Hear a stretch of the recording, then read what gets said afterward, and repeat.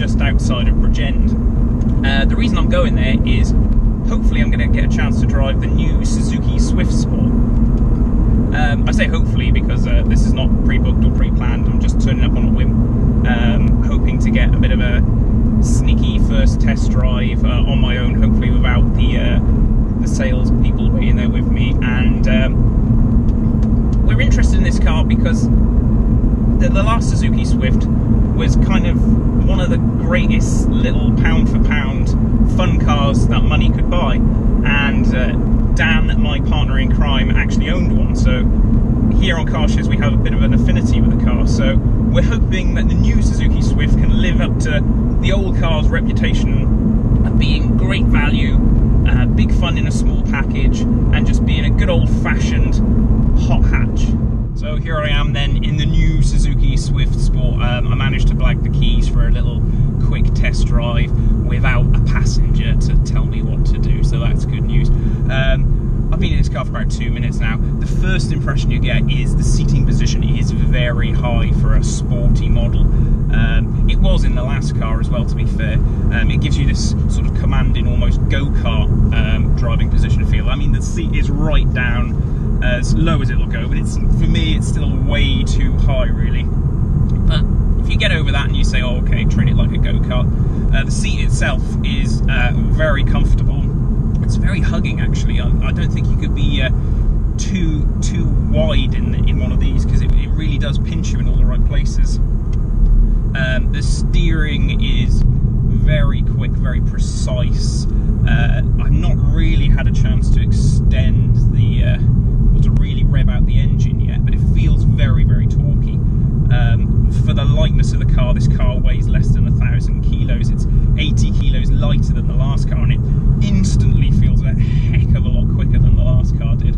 It's got a lot more punch low down. It's very easy to drive, as you'd expect from a small city car like this. The gearbox is quite a long throw, but it's very precise, it's very positive, it's got a nice action. The pedals have got a really nice feel, the brake pedal feels really reassuring, and they seem to work exceptionally well. The styling on the car, I mean, that's down to you, but I think this car in yellow, the one I got at the minute, it kind of looks really, really funky. I mean, it definitely stands out. It's quite an exhibitionist car. It looks different from other hot hatches. And the interior is very interesting. It's still got the typical sort of hard, scratchy Japanese plastics, but there's a nice big infotainment screen. It's all sort of very driver-centered. It feels like a fun car. And I want to get on some decent roads, because at the minute I'm stuck in traffic and I can't do anything. Ah!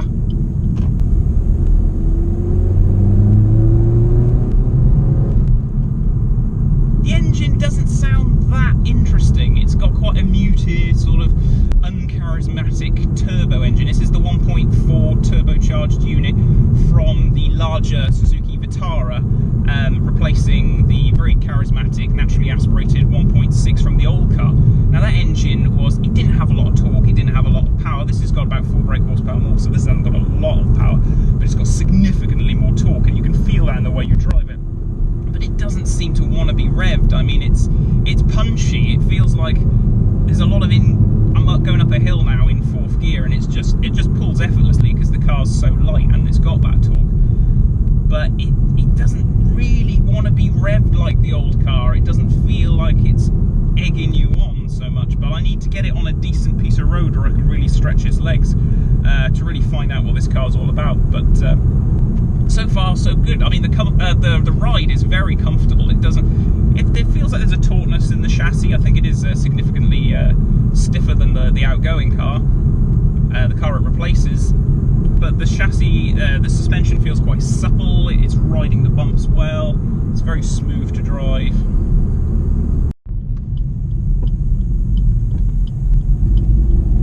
Right, dual carriageway coming up, 2nd gear. Give it the beans coming off this roundabout.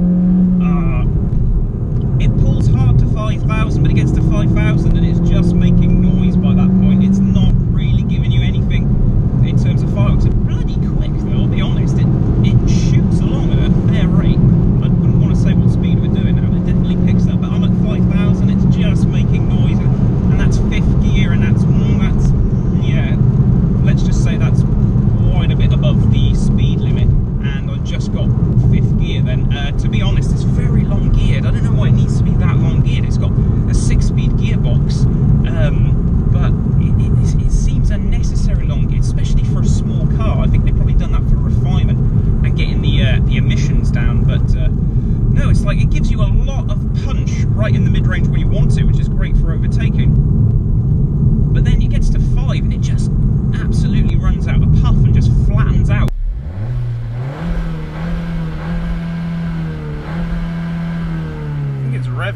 35,000. No wonder it dies. Which was, like I said, completely different to the old engine, whereas when it did 5.5, it was coming on cam and it started really singing.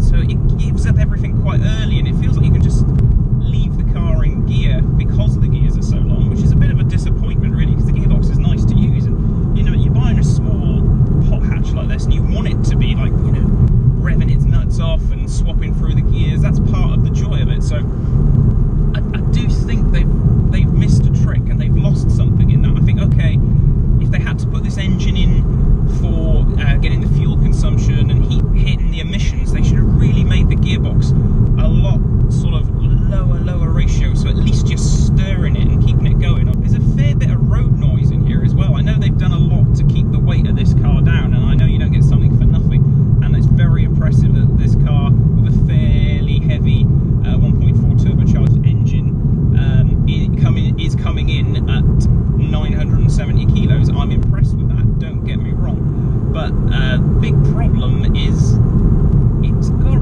quite a lot of road noise. There's a lot of tyre roll coming from it, which I think would get a bit tiring on long journeys. Finally, a good piece of country road where we get to stretch the legs and hopefully get to feel what this car's like underneath. This is a typical Welsh B road. National speed limit applies. Thank you very much. Oh, yeah, it does fidget around a little bit over the bumps.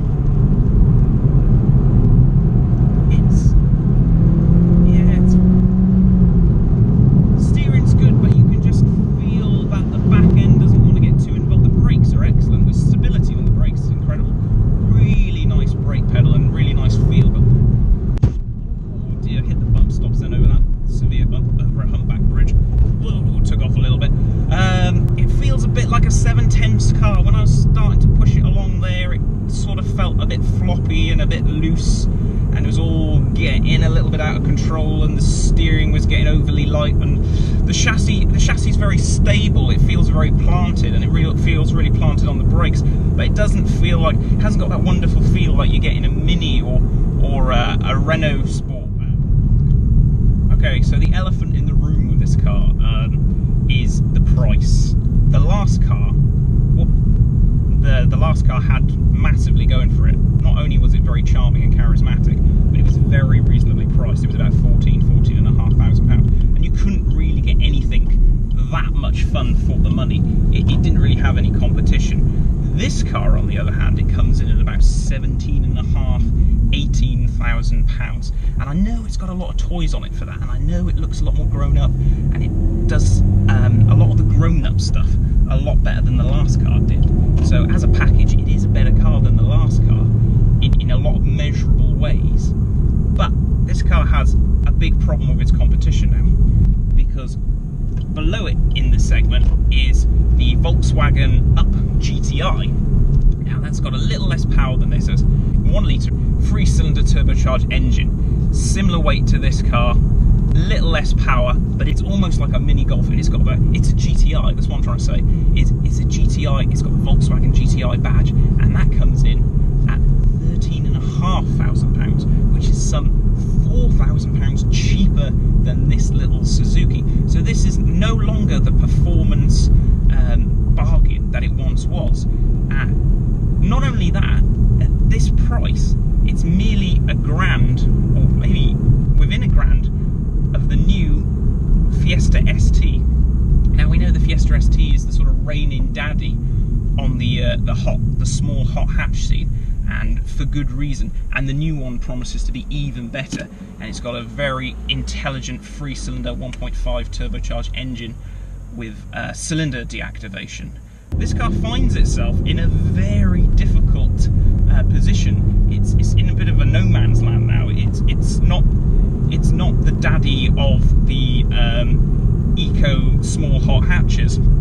It's in a tough place, and it isn't really, to drive, it isn't really all that exceptional. It's fun, it's quite fun, but it isn't as fun as it could be. It's dialed down the fun, and it's tried to be a better all-rounder and more grown up, and it's succeeded in that, but it's gotten a bit more dull, it's gotten a lot more expensive, and personally, unless you really love the styling on this car, or or were a sort of Suzuki loyalist, I don't really know why you'd spend your money on this particular Swift Sport. It's a shame. It's a real shame, because I love the last car so much, and I do love the way this car looks. It does look kind of bonkers. It looks great, but it just doesn't drive in the way that you expect it to drive. It's like they've painted by numbers, and unfortunately they've kind of missed a trick. So sorry, Suzuki. I'm not going to be ordering one of these anytime soon.